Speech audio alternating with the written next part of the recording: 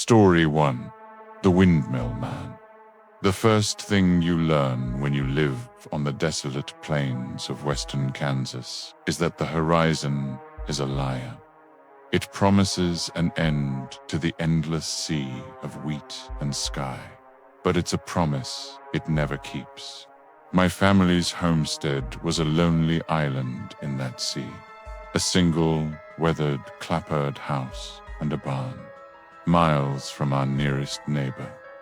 The only other landmark for as far as the eye could see was the old, skeletal ruin of a windmill, half a mile to the west.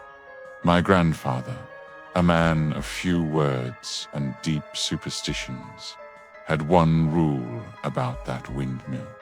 You guarantee look at it after the sun goes down. As a child, I obeyed out of fear. As a teenager, I dismissed it as the folksy ramblings of an old man.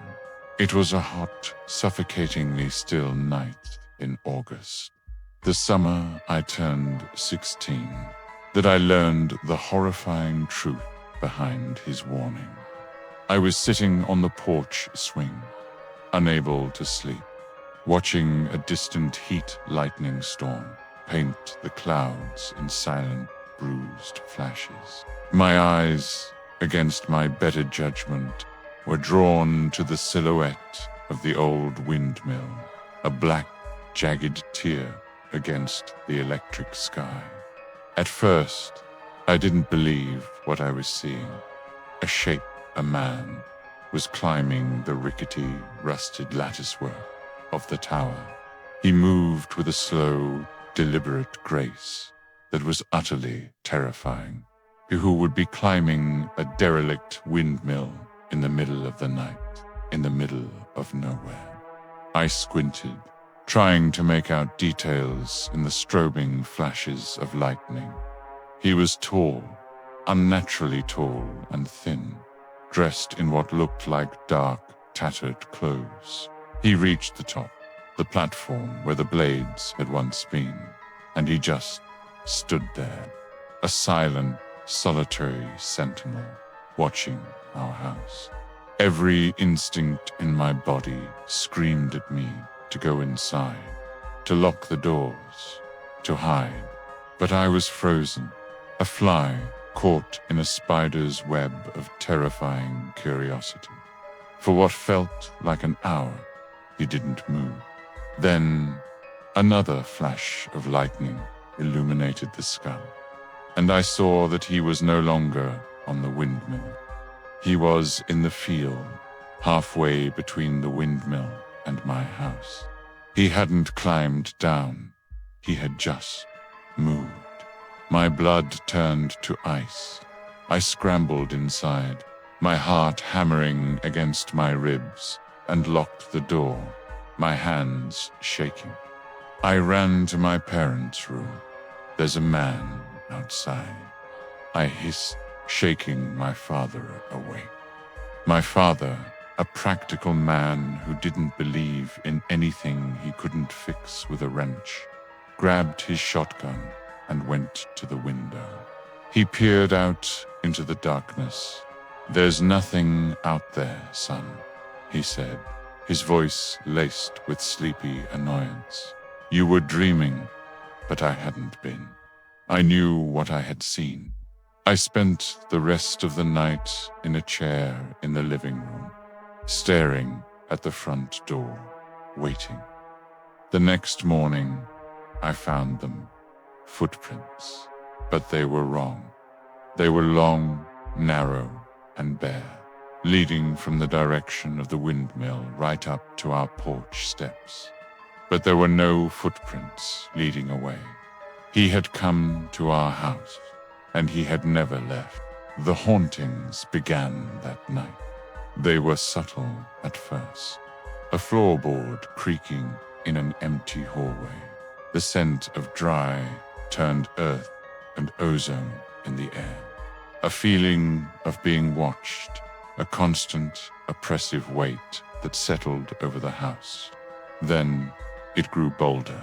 We'd see him, a tall, thin shadow, standing in a doorway just for a second before melting away. At night, we'd be woken by a soft, rhythmic tapping on the outside of the house, a sound that would slowly, deliberately circle the entire property as if testing for a way in. My grandfather grew quiet, his face a grim, stony mask. He knew what I had done. He knew I had looked. I had seen the windmill man, and by seeing him, I had invited him in. He was a creature of the plains, a thing of dust and lightning and profound, malevolent loneliness. He was a hunger that had been sleeping, and I had woken him up. The final night, the tapping stopped. The silence that followed was more terrifying than any sound. We were all huddled in the living room, the doors and windows boarded up, my father's shotgun resting across his lap. Then came a sound from upstairs, a slow, heavy, dragging sound, like something heavy being pulled across the floorboards of my bedroom. The windmill man wasn't outside anymore. He was in the house. We never knew how he got in. There were no broken windows, no forced locks. He had just entered.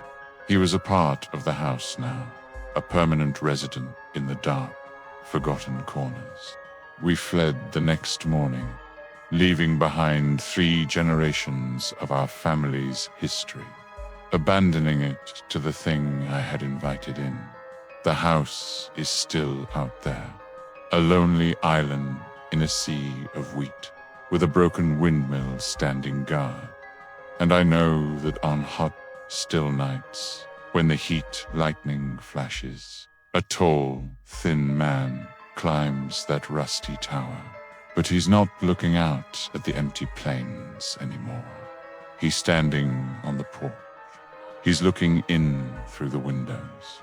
And he's waiting for someone else to build their dream home, miles from anyone, and to make the same mistake I did. The mistake of looking at the wrong thing on the wrong night, in the middle of nowhere.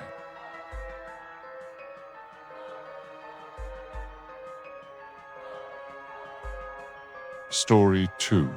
The Harvestman's Road. There's a stretch of decommissioned highway in rural Nevada that the locals call the Harvestman's Road. It's a 50-mile ribbon of cracked, sun-bleached asphalt that cuts through an ocean of sagebrush and nothingness, a place the modern world decided to forget. People still use it as a shortcut, a way to shave an hour off a long trip. But sometimes, people who take that shortcut never finish their journey. They just vanish. My brother, Ethan, was one of them. It happened on August 27th, 2025, a date that is burned into my soul. He was driving home from college, a 10-hour trip. He called me around sunset, his voice crackling over the phone. "Hey, man, I'm taking the old state road. The shortcut could be home in a couple of hours." He sounded tired, but happy. That was the last time anyone ever heard from him. When he didn't show up, we reported him missing. The police found his car 3 days later. It was parked on the shoulder of the Harvestman's Road, about halfway through its desolate stretch. The car was locked. His phone, his wallet, and his keys were on the passenger seat. The gas tank was full. There were no signs of a struggle, no footprints leading away from the car, nothing. He had just ceased to be there. The official investigation went cold in a week. Another unexplained disappearance in a long line of them. But I couldn't let it go. I started digging, poring over old newspaper archives, police reports, local forums. I found a pattern. Over the last 50 years, at least a dozen people had vanished from that same stretch of road, all under identical circumstances. A perfectly functional car, abandoned. No signs of foul play. The victims were just gone. The only strange, recurring detail in all the reports was the state of the vehicles. In every case, the interior of the car was covered in a fine, silky, almost invisible thread, like a single strand from a spider's web, but much stronger. The police reports dismissed it as environmental contamination, but I knew it was a clue. 6 months after Ethan vanished, I drove out to that road myself. I needed to see it, to feel it.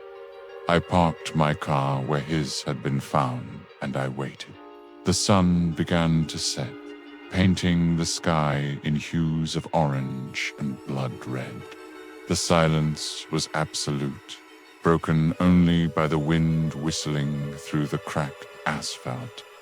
As the last sliver of sun disappeared below the horizon, it began, a low, rhythmic clicking sound, coming from the empty plains around me. It was a dry, insectile sound, and it was getting closer. Then I saw them, shapes, moving in the twilight.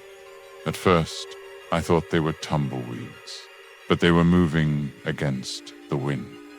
They were tall, impossibly tall and thin, like stick figures drawn by a madman. They were walking on long, spindly, multi-jointed legs, their small, dark bodies held high above the sagebrush. They looked like giant harvestmen, spiders, but they were the size of men. I was frozen in my car, my mind refusing to process the grotesquerie I was witnessing. There were dozens of them, converging on the road from all directions, their clicking footsteps a horrifying, chittering chorus. They ignored my car, their attention focused on something further down the road. I fumbled for my binoculars, my hands shaking. I focused on the spot where they were gathering. They were surrounding a car, a beat-up old sedan that must have been driving down the road behind me. I watched, horrified, as the creatures, the harvestmen, began to work. They produced the silky thread I'd read about, not from their bodies, but from the tips of their long, spindly limbs. They began to wrap the car, moving with a terrifying, coordinated efficiency, their limbs a blur of motion. They weren't trying to break in.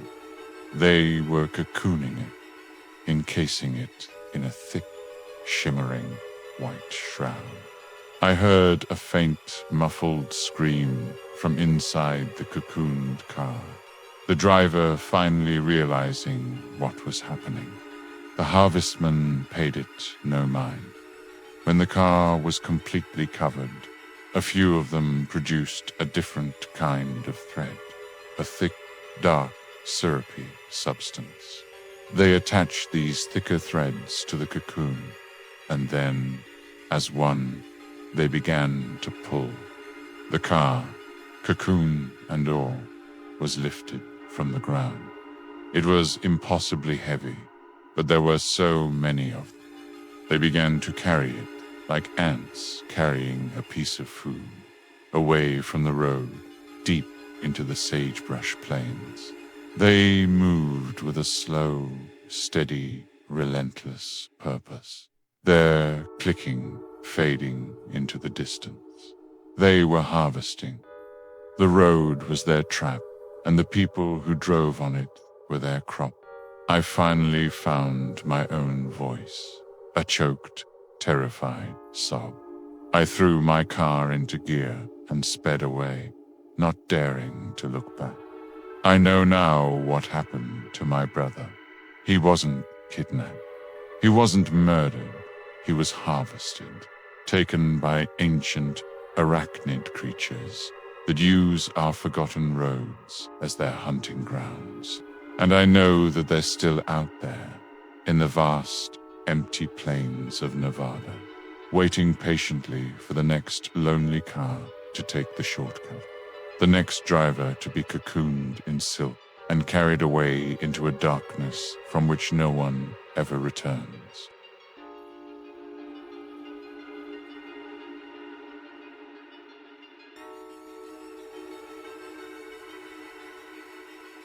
Story 3. The Call of the Unseen.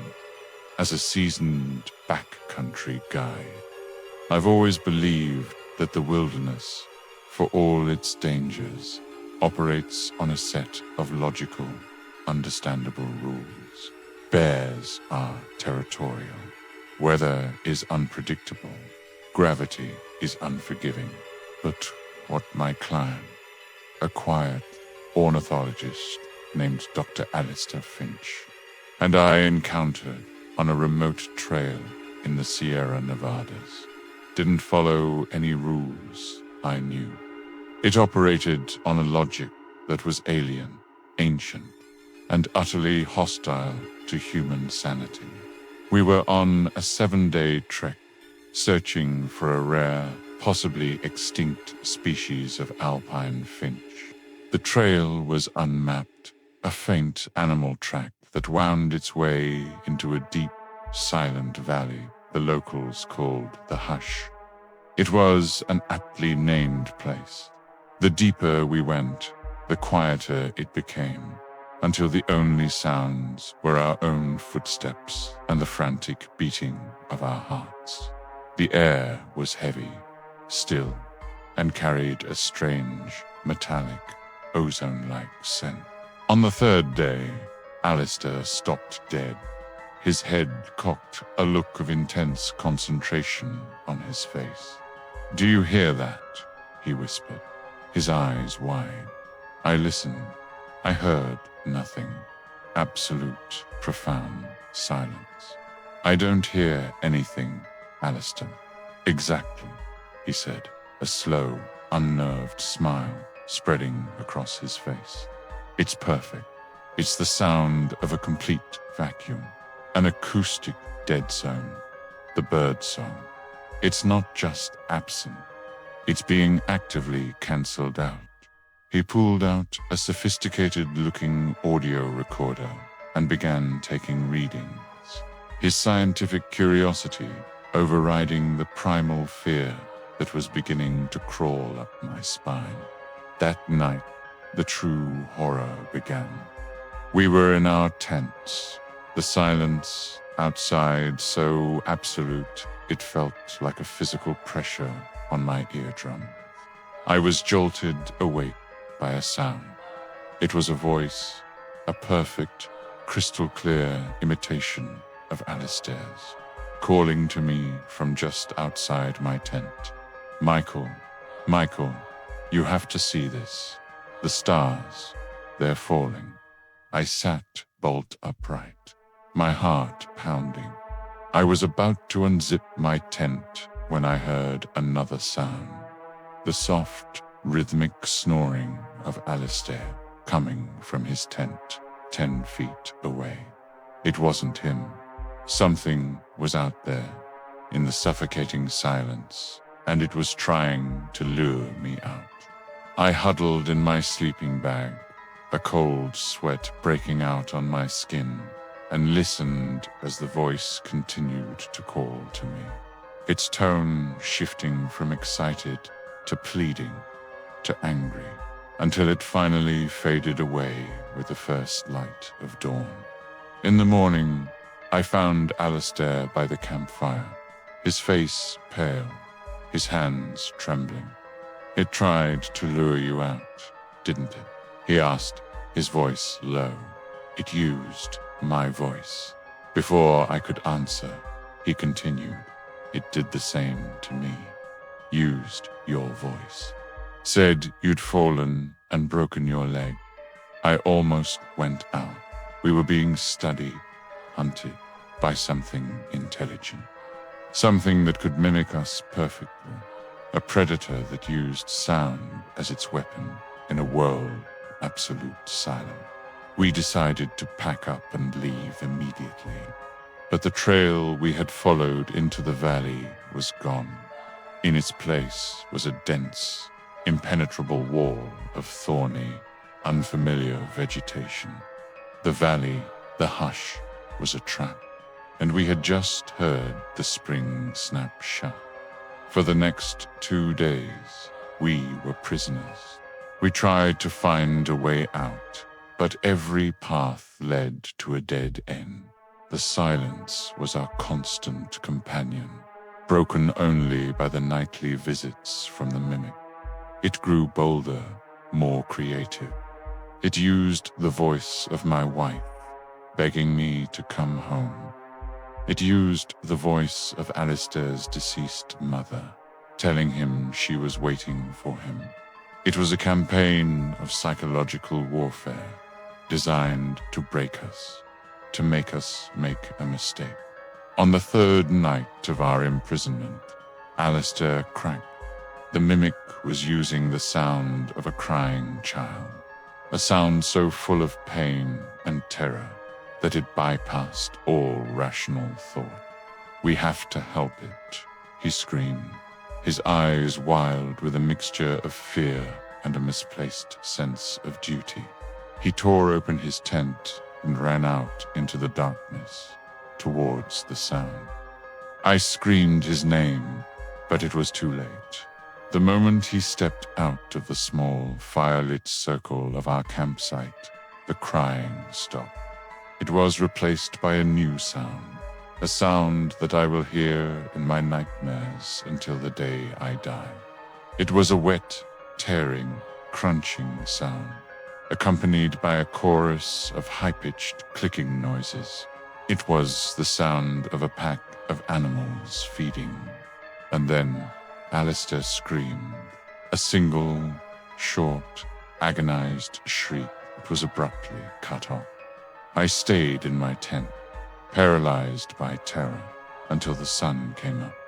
I crept out of my tent and looked at the spot where Alistair had run.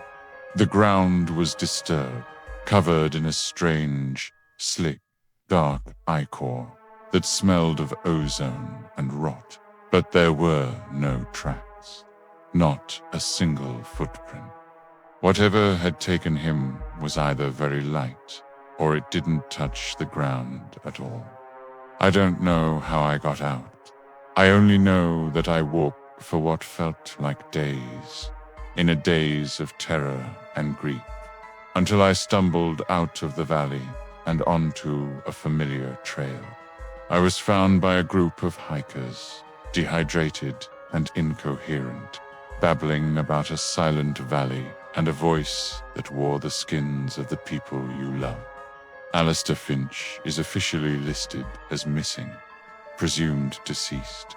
They say he got lost and succumbed to the elements, but I know the truth. He was taken. He was consumed by a creature or creatures that hunt in the silent places of the world. A thing that has no form of its own, but can perfectly replicate any sound it hears.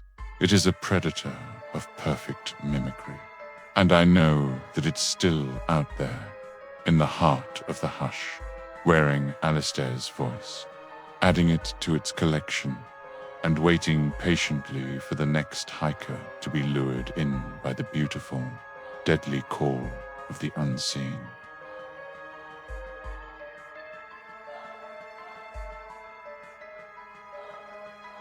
Story 4.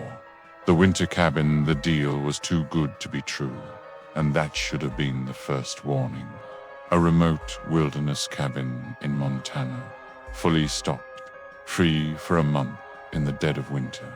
All I had to do was act as caretaker, keep the pipes from freezing, and report any damage. As a writer struggling with a novel and a dwindling bank account, It felt like a lifeline. The owner, a nervous man I only ever spoke to on the phone, had one strange instruction. "The generator is reliable," he'd said, his voice tight. "But if it ever goes out at night, you don't try to fix it until sunrise. You stay inside, you stay quiet, and you don't, under any circumstances, look out the windows." The first 2 weeks were a paradise of solitude. The cabin was beautiful, nestled in a deep valley, surrounded by towering, snow-laden pines. The silence was profound, broken only by the hum of the generator and the crackle of the fire. I was writing more than I had in years. I felt peaceful, isolated, safe. I had almost forgotten the owner's strange warning. On the 15th night, a blizzard rolled in, a whiteout, a furious, howling wind and blinding snow. And then, around 10 p.m., the generator sputtered, coughed, and died.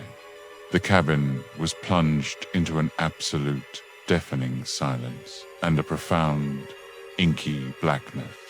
My first instinct was to grab my headlamp and go fix it. It was probably just a clogged fuel line. Then I remembered the owner's voice. "You don't try to fix it until sunrise." I told myself it was a practical warning. It was dangerous to go out in a blizzard at night. One lit a few candles, stoked the fire, and settled in to wait for morning. An hour passed. The only sound was the howling of the wind. Then I heard a new sound, a soft, rhythmic thump, thump, thump, coming from outside. It was a heavy, deliberate sound, like someone walking through the deep snow. But it wasn't the crunch of footsteps. It was the sound of something heavy being methodically dropped and lifted. My heart began to pound. Who would be out here, in the middle of nowhere? The thumping grew closer, circling the cabin. I remembered the second rule: you stay quiet. I held my breath, straining to listen over the wind. The thumping stopped directly outside the main picture window, the window that looked out onto the porch. The silence that followed was more terrifying than the sound itself. I could feel something out there, just feet away, on the other side of the thin glass. A presence, a heavy, waiting, ancient presence. And then I remembered the third and most important rule. You don't look out the windows. The urge was overwhelming, a primal, self-destructive curiosity. I had to know what was out there. I crawled across the floor, staying low and slowly, cautiously, lifted my head just high enough to peer over the windowsill. What I saw would be the last thing I see when I close my eyes for the rest of my life. There was a creature on the porch. It was huge, at least 7 feet tall, but it was hunched over, its back to me. It was covered in what looked like thick, shaggy, snow-white fur, but its proportions were all wrong. Its arms were too long, ending in what looked like massive, gnarled, dark-colored hooves. It was this that had been making the thumping sound, its heavy hooves punching into the deep snow. It was leaning over something on the porch railing, a deer, or what was left of one. The creature was feeding, its broad, powerful shoulders working as it tore at the carcass. I was about to duck back down, my mind screaming at my own stupidity, when the creature stopped feeding. It went perfectly still, and then, slowly, with an unnatural fluidity, it began to turn its head.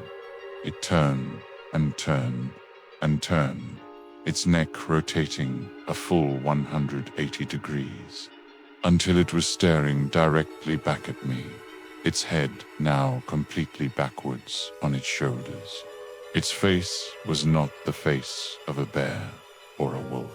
It was a long, pale, disturbingly human-like face, with a wide, lipless mouth and two small, intelligent, glittering black eyes. But where its nose should have been, there was nothing, just a smooth, blank expanse of pale flesh. It stared at me, its black eyes locking with mine, and it smiled, a wide, predatory grin that revealed rows of long, needle-like teeth. It knew I was looking. It had been waiting for me to look. The dead deer wasn't its meal. It was the bait. I threw myself back from the window, a strangled scream tearing from my throat. I heard a sound that was not the wind, a deep, guttural, angry roar from the porch, followed by the sound of splintering wood. It was trying to get in. I scrambled to the back of the cabin, my mind a blank slate of pure terror. I could hear it at the window, the heavy, rhythmic thud of its body slamming against the glass. I could hear the glass groaning, cracking. I spent the rest of the night huddled in the small, windowless pantry, listening to the creature try to tear its way into the cabin. It raged for hours, its guttural roars and the sound of its assault, a constant, terrifying barrage. Just before dawn, as the first gray light began to filter through the cracks in the door, the sounds stopped. I waited until the sun was fully up before I dared to emerge. The picture window was a spiderweb of cracks, but it had held. The porch was a wreck. The railing splintered, the doorframe gouged with deep hoof-like marks. The deer carcass was gone, and leading away from the cabin into the deep woods were a set of tracks. They were the tracks of two massive, cloven hooves, and walking perfectly beside them were the tracks of a pair of bare human feet. I didn't fix the generator. I packed my bag, left the keys on the table, and I walked the 10 miles back to the nearest road. I know now why the cabin was free. I wasn't a caretaker. I was an offering. I was the bait in a trap left for the thing that hunts in the Montana winter. And the rules weren't for my safety. They were for its hunting pleasure. Because it doesn't just want to eat you. It wants to be seen. It wants you to look. It wants to see the terror in your eyes just before it takes you.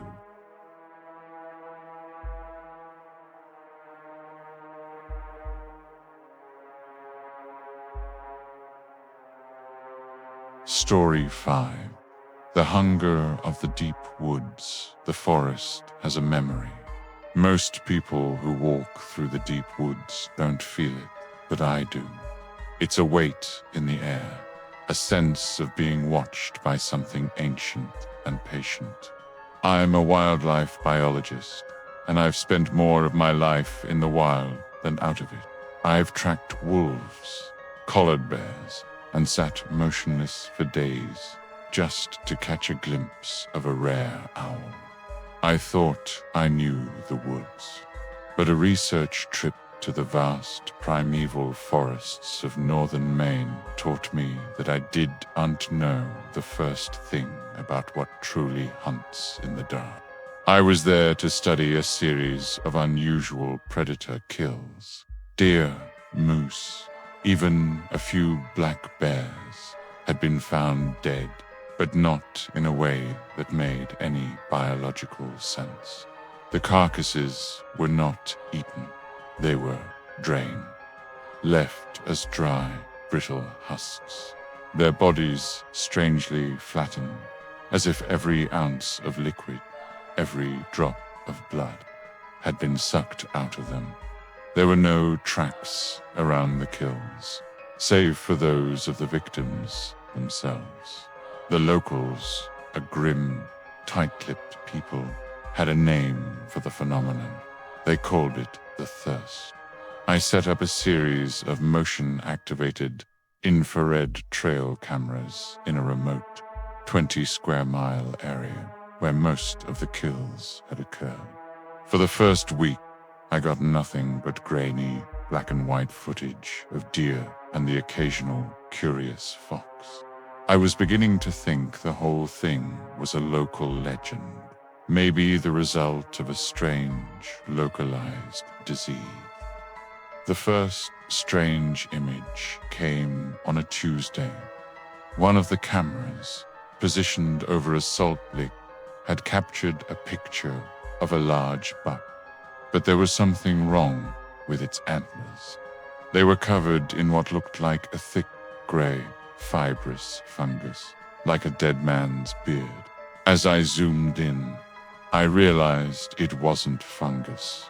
It was a web, a thick, complex, and unnervingly geometric web spun between the tines of its antlers. 2 days later, another camera captured something that made my blood run cold. It was a photograph taken at 3:13 a.m. It was a blur of motion, but I could clearly make out a shape. It was long, pale, and segmented, like a centipede, but it was impossibly large, at least the size of a man, and it was fast. In the single frame the camera had captured, it was a pale streak of motion, but I could see dozens of thin, spindly legs and 2 long, whip-like antennae. I should have packed my gear and left then, but my scientific curiosity was a fatal flaw. I had to know what this thing was. I moved all my cameras to the area where the creature had been sighted, creating a dense grid of electronic eyes. I baited the area with a fresh deer carcass, a grim but necessary part of the experiment.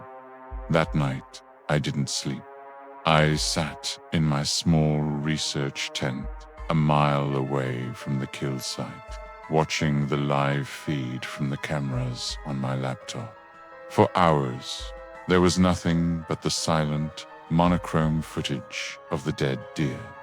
Then, just after 3 a.m., every camera went offline at once. Not a connection error. The feeds just cut to black, all 12 of them, at the exact same instant. A profound, unnatural silence fell over the woods, and then I heard it. A sound coming from the direction of the kill site. It wasn't a roar or a growl. It was a high-pitched, chittering sound, accompanied by a wet, slurping noise that turned my stomach. It was the sound of something feeding, something large. I grabbed my high-powered flashlight and my emergency flare gun, my heart hammering against my ribs. I had to see it. I moved through the woods with a practiced silence, my light off, navigating by moonlight. As I drew closer to the clearing, the chittering grew louder, and I could hear another sound, soft, rhythmic pulsing, like a giant hidden heart. I dropped to my belly and crawled the last few feet to the edge of the clearing. What I saw in that moonlit glade will haunt me forever. The deer carcass was covered by a swarm of them. They were pale, insectoid creatures, each about the size of a large dog. They looked like a cross between a centipede and a spider. their long, segmented bodies crawling over the deer, their dozens of spindly legs clicking softly on its hide. They weren't eating the flesh. They were piercing the skin with long, needle-like proboscises, and I could see the deer's body visibly deflating like a balloon as they drank. They were the source of the thirst, but they were not the true horror. They were just the workers, the drones. In the center of the clearing, I saw what they were feeding. It was a pulsating, glistening, gray mass of what looked like a fungal web, clinging to the trunks of the trees, forming a sort of living nest. And in the center of this nest, a single, large, black, multifaceted eye, the size of a dinner plate, was slowly opening. It was the heart of the hive, the queen, the ancient, hungry intelligence that lived in the deep woods. And the deer was not its meal. The deer was just an appetizer. The fluid it was collecting was being fed to the central hive to nourish the thing that slept within. I raised my flare gun, my hands trembling. I had to destroy it. I aimed for the single black eye and pulled the trigger. The flare shot out with a loud hiss, a brilliant red sun that illuminated the clearing in a hellish crimson light. It struck the central mass. The hive let out a sound, not with a voice, but a psychic shriek that pierced my mind. A sound of pure ancient agony and rage. The drones scattered, melting into the shadows. I didn't wait to see what would happen. I ran. I ran until my lungs burned and my legs gave out. I know now what hunts in the deep woods of Maine. It's not a bear or a wolf. It is a hive, a parasitic insectoid intelligence, as old as the trees themselves. And I know that I didn't kill it. I just hurt it. I just angered it. And I know, with a chilling certainty, that it remembers me, and that it is still out there in the deep, dark places of the world. A silent, patient hunger, rebuilding its web and waiting for the day when it is thirsty again.